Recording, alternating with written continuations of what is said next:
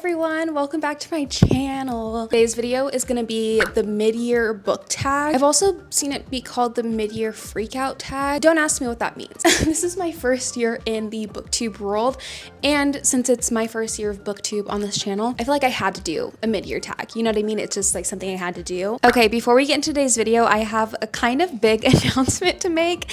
A launch that I did not think was actually going to take place today, but you know, things happened and here we are. So many of you guys know I have a book club over on Discord and I've been loving it. But before I had that book club on Discord, I had a different book club and it was a paid thing and I really loved it. The community was very tight-knit. We did video calls every month. We were laughing, we were giggling. It was a good time. I got a couple of messages of people being upset that I had it paid, and so I made it free. But in doing a free book club on Discord, it scattered, I feel like, the community aspect, and a lot of people joined that don't read at all. They were just kind of like wanting to see what it was like, maybe posted a few comments and then would dip and haven't been active in literal months. And that's just personally not the kind of community I'm wanting.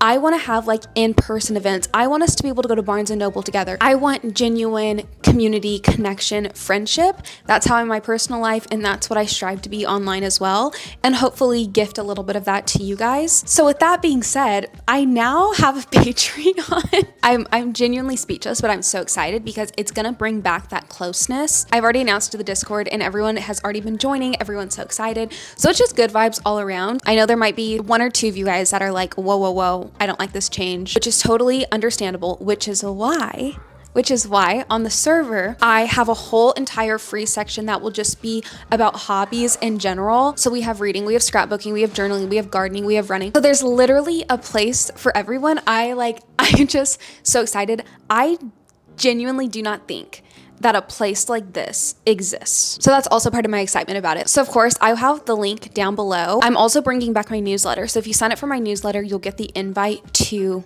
We Have Hobbies, and then there will also be the link for the book club, and it's going to be a good time. Again, there is literally room for anyone wherever you're at in your hobby journey, in your reading journey.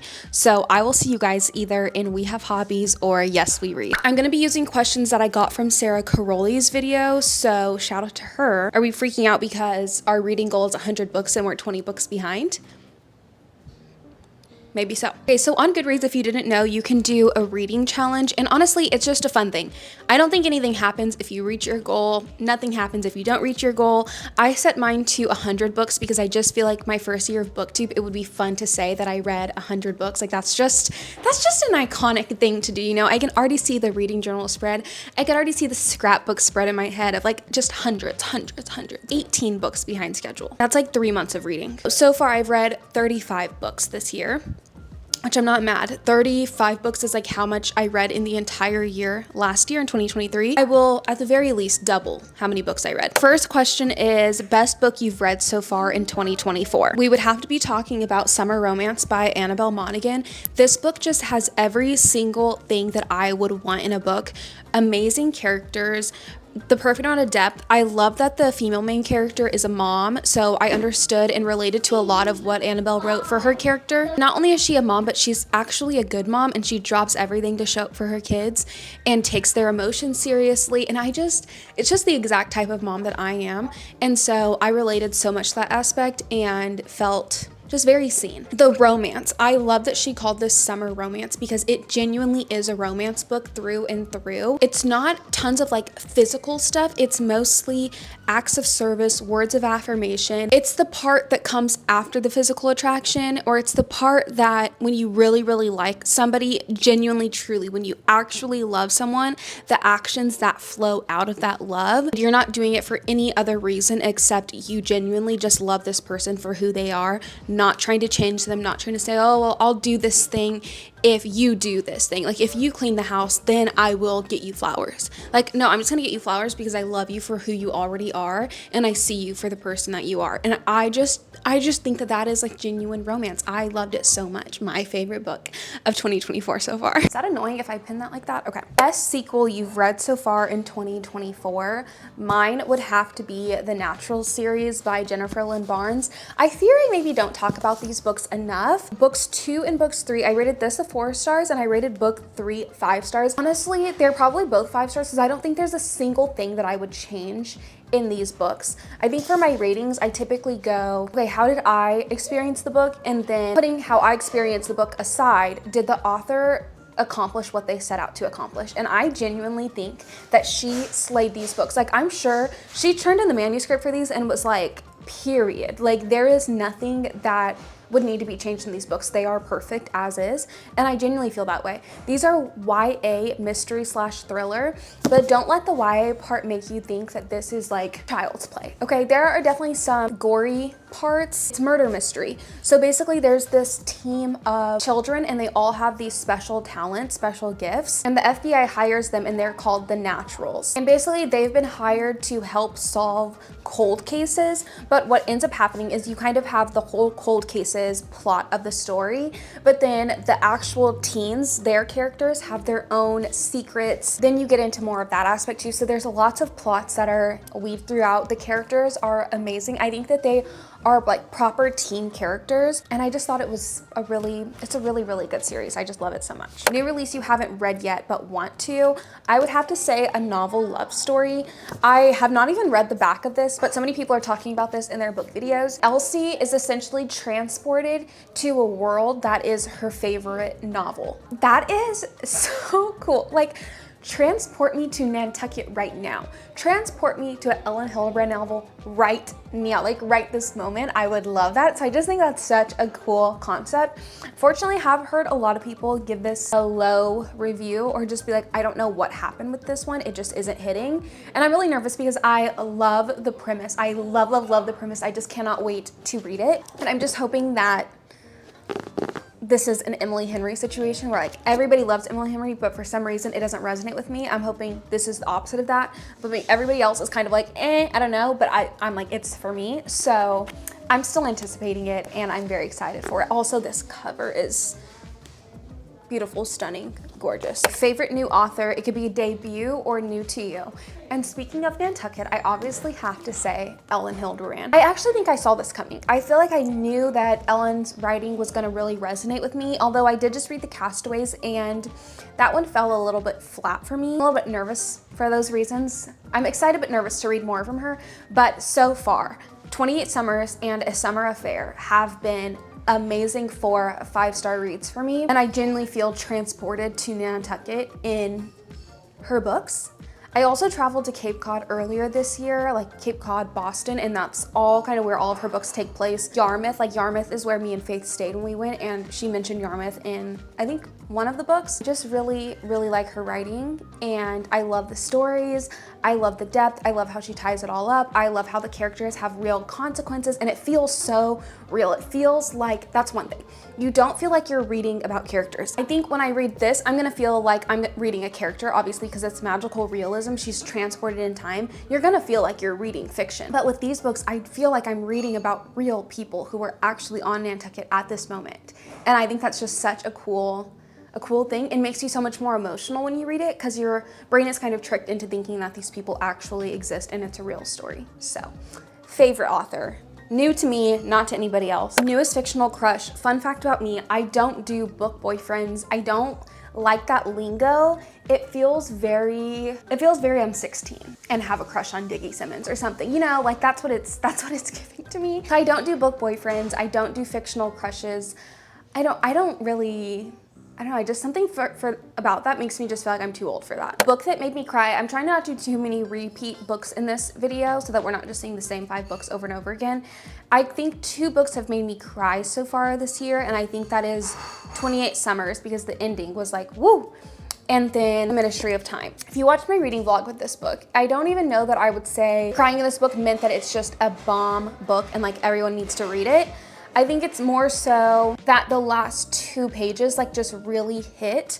I love that concept of forgiving your past, the people in your past self for things that you may have done. And then in your future, thinking to your future, giving yourself hope, something to be excited for. is a sense of time travel. This book is all about time travel. It's kind of genred as a time travel romance. And so I just love that concept of forgiveness and hope being time travel. Forgiveness and hope are also very biblical. And I also feel like all of that coinciding with my upbringing and the amount of forgiveness I've had to give for the people in my past for putting me in situations I don't think I ever should have been in, and how that forgiveness has transformed my life now and will transform my future.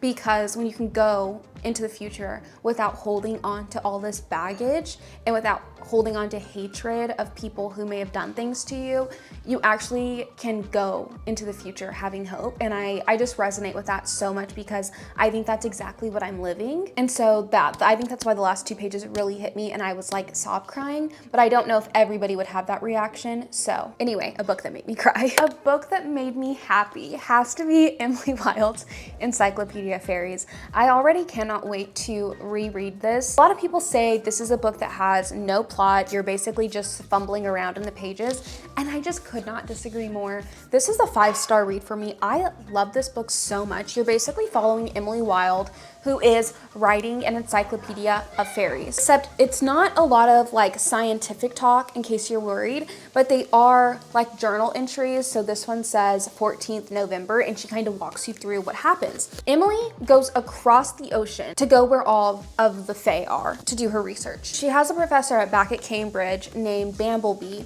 and he is one of the most interesting characters I have ever read about. I was reading and I just felt like the entire time I never knew what he was gonna do. I never knew what he was gonna say. I never knew what he was thinking. He's like witty, he's intelligent, he's like kind of a flirt, but he's also kind of like rude and harsh, but he's also like such a sweetie.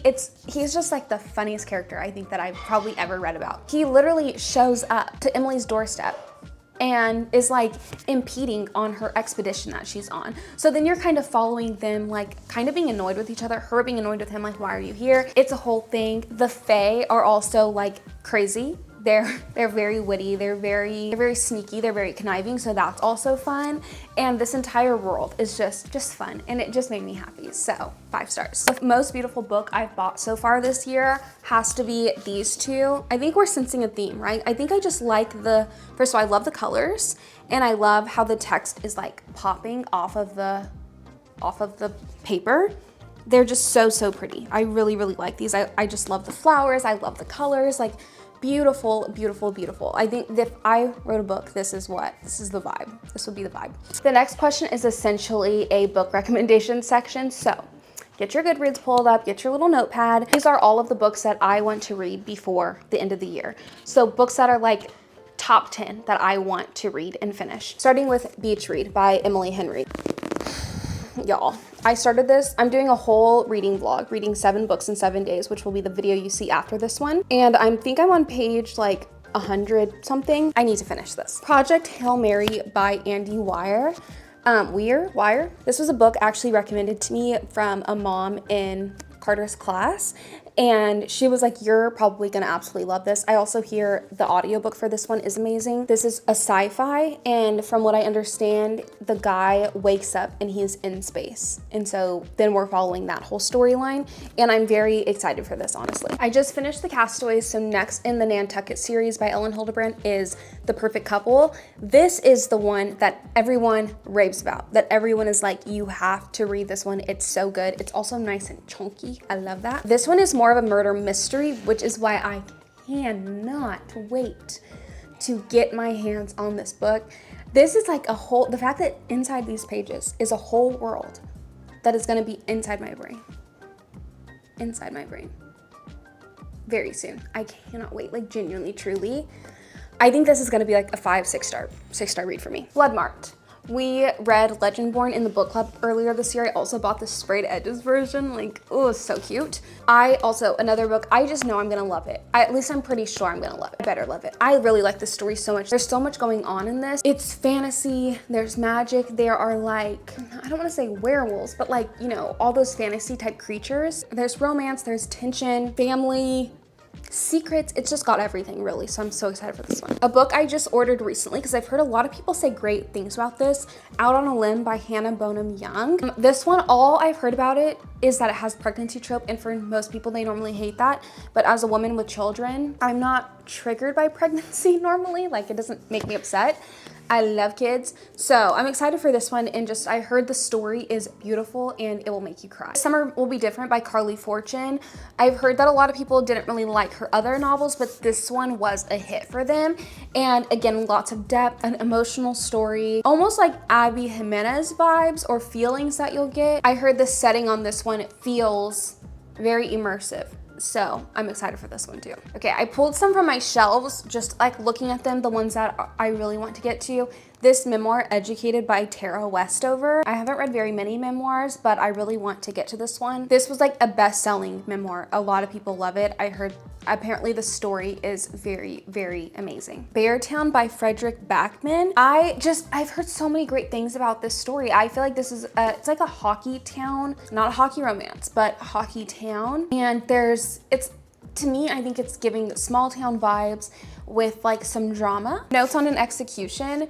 This one we're following basically a man who has done some bad things, and the women that are in his life, so like his mom, his sister, and I think like his therapist or something, his mother, his sister, and a homicide detective. So basically we're seeing his life story through their eyes. Okay, What My Mother and I Don't Talk About. This is a collection of essays by other women. Everything I Know About Love by Dolly Alderton. This is also a memoir. I really just want to read a Dolly Alderton book to see what I think about her writing. Powerless by Lauren Roberts. This is supposed to be kind of like, it kind of has the same hype Fourth Wing had, although it's not like Fourth Wing. I don't think there's dragons in this, but either way, it's a book that is so hyped up, especially, I mean, really everywhere actually. I was gonna say on TikTok, but really everywhere, and I really wanna read it. I also have to add in a Abby Jimenez book because I haven't read anything Abby Jimenez, and I feel like I have to this year. Like there is no excuse anymore. Part of Your World is gonna be my first Abby Jimenez read. I just need to do it. I just need to read it. Okay, the biggest surprise is kind of the next question. I guess this can be taken different ways. Like it could be the biggest surprise book I hated that I thought I was gonna love, or biggest surprise, like, wow, I was so obsessed with this. I can't believe it, I didn't know, whatever. I think book I was surprised with in the best way was 28 Summers by Ellen Hilderbrand. I had a feeling that I was going to like it, but I did not think that I was gonna understand her writing so much. There are those authors that you read, and as you're reading, your brain is just zooming because your brain matches with the way that they write and their sentence structure, and that's just like what makes for a comfortable read. I think that's my disconnect with Emily Henry, is there's something happening in my brain where the sentence structure is choppy for me. Like it feels clunky in my brain. It feels like I have to put a lot of effort to get through the pages. I'm like, okay, trying to understand. I really have to be very engaged the entire time. Otherwise, I'll be like, what did I just read? Whereas Ellen's writing, I'm just zooming. I'm like, oh yes, it's flowing. It's the perfect flow. And I was so surprised by that. Biggest surprise in maybe not a great way. This is a book where I say, don't listen to anyone else's review, really. You have to just read it for yourself to figure out if you like it. I found this book incredibly hard to understand. The vocabulary in here, the sentence structure was just a no for me. I was just like, no. And I heard time travel romance. I thought I was going to eat it up. I thought I was gonna be obsessed. But if you guys watch my reading vlog for this, I restarted this book 3 times. Got to page like 70 to 100 and restarted from the beginning because it was that hard to understand, and I just felt like I was missing something every time I was reading it.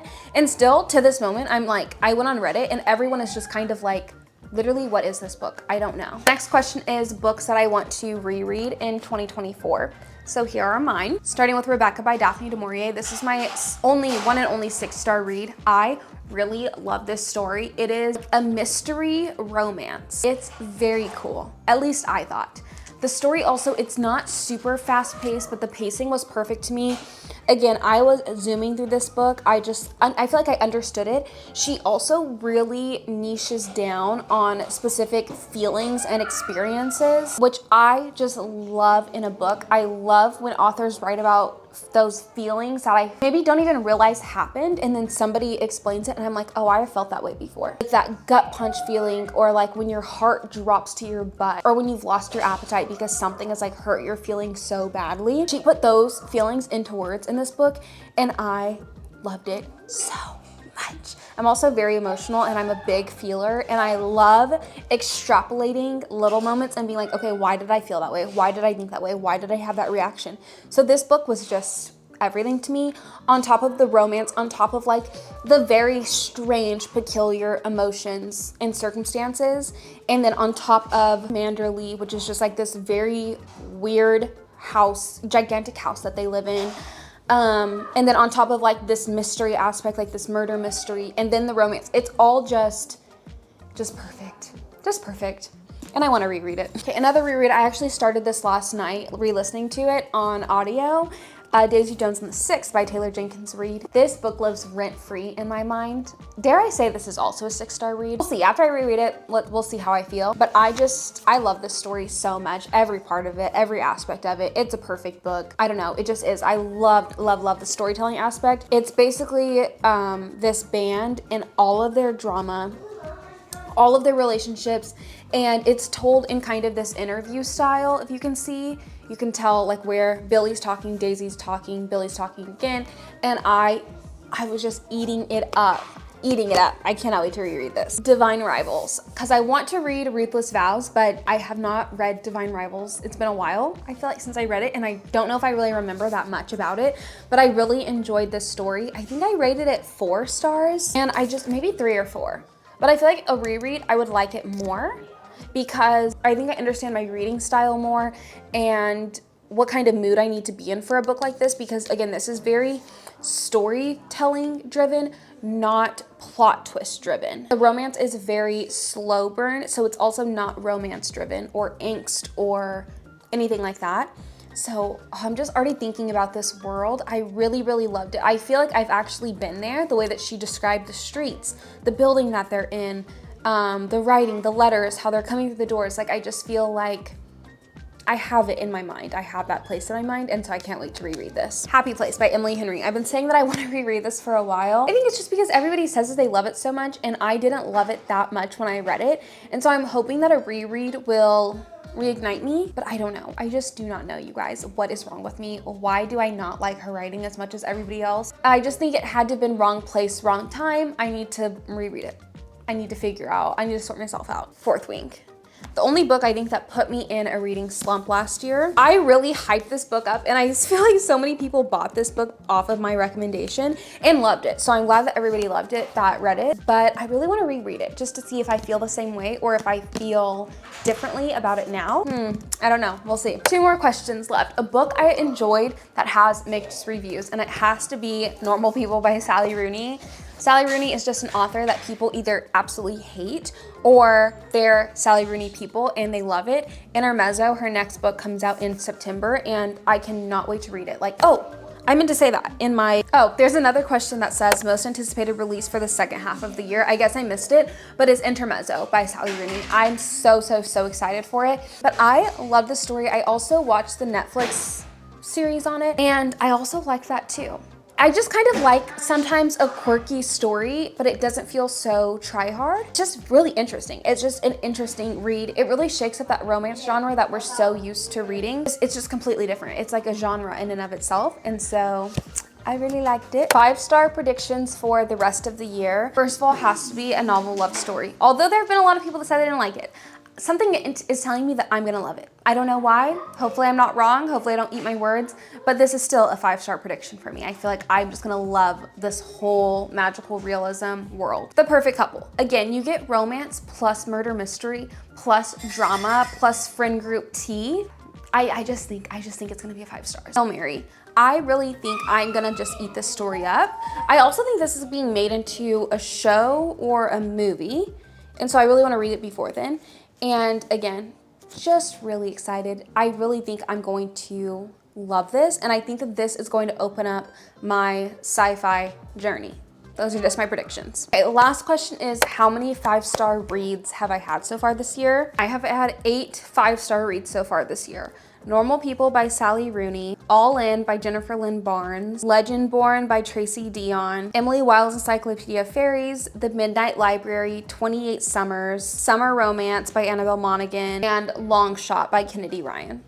I would say that's pretty good. 8 out of 35 books. I feel like I've had a pretty good reading year so far this year, and I'm like so excited for the rest of the year and to tackle all the books that are on my TBR. So yeah, that's the end of this video. If you guys want to answer any of these questions in the comments, please do. I would love to hear some of your guys' responses to these, specifically like your favorite book, book that made you cry, book that made you happy, a book that surprised you, like either that you hated or you loved, or just whatever your interpretation is of that question. So anyway, thank you guys so much for watching, and I will see you guys in the next one.